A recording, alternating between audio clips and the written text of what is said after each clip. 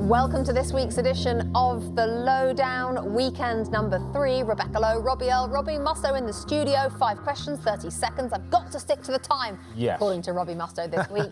I don't know what the questions are. We'll begin with you, Rob. We're going to start with Mikel Arteta in Arsenal, Rebecca. Okay. Disappointing draw against 10-man Fulham.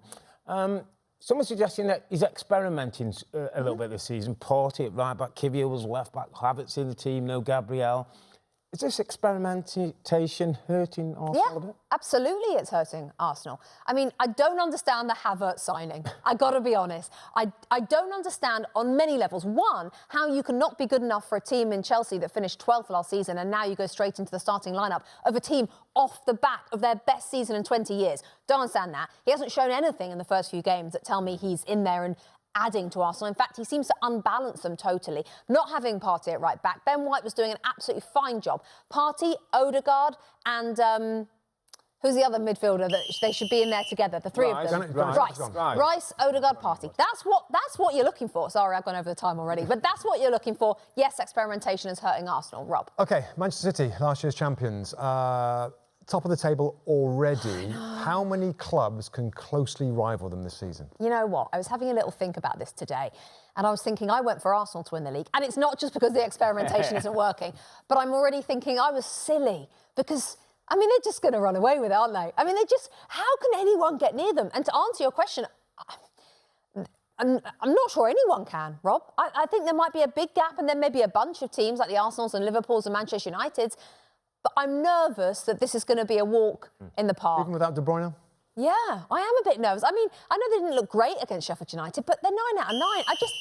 I would love there to be able to say to you 4 or 5. At the moment, I'm saying 0. Okay. One of them teams that could be up there could be Tottenham, possibly. You know, Andy Ball started well. Do you think Spurs need to get a centre-forward before this window closes September the 1st? I feel so bad for Richarlison. I do feel bad for him. It got a little bit almost comical. I'm sorry to say that, but it did a little bit. He was stepping on the ball, he was falling over, then he was like tripping up players on purpose.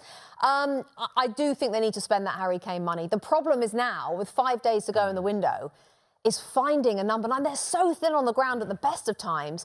Brennan Johnson, I know, is possibly available. There are a few other players around. Lukaku?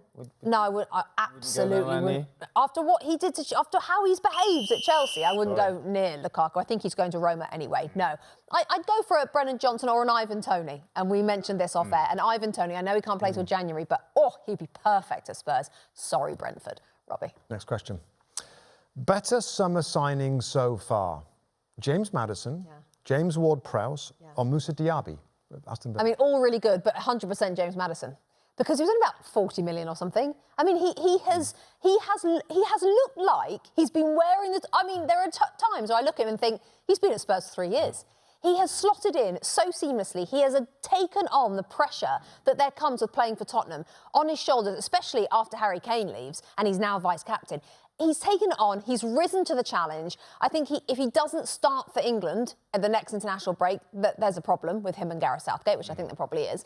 I think he's been brilliant. I love James Ward-Prowse. Moussa Diaby looks brilliant as well, but he costs a bit more money. So in terms of pound for pound, James Maddison. Love Maddison. Also love his interviews. If you haven't ever seen James Maddison be interviewed, smart, intelligent, funny, real, normal, love him.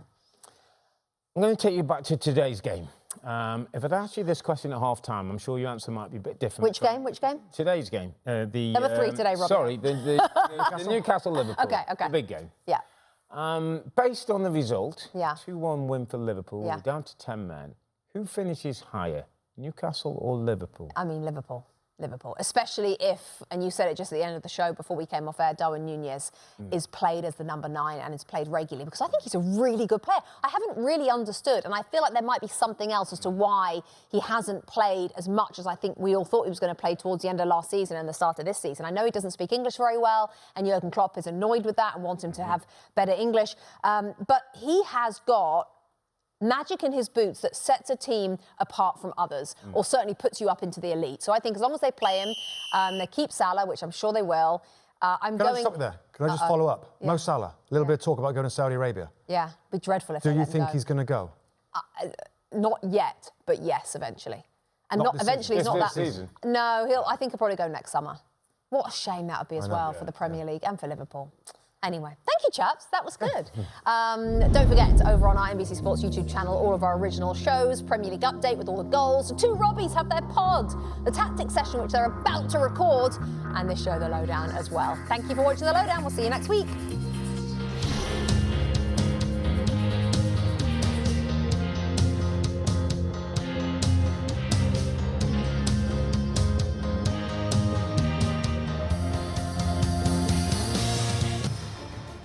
Hi there, I'm Rebecca Lowe, studio host for NBC's coverage of the Premier League. Don't forget to hit subscribe to watch more videos all season long. And for even more Premier League content, from original series to live matches, head over to Peacock. And be sure to tune in for Premier League mornings every weekend on USA Network and on Peacock.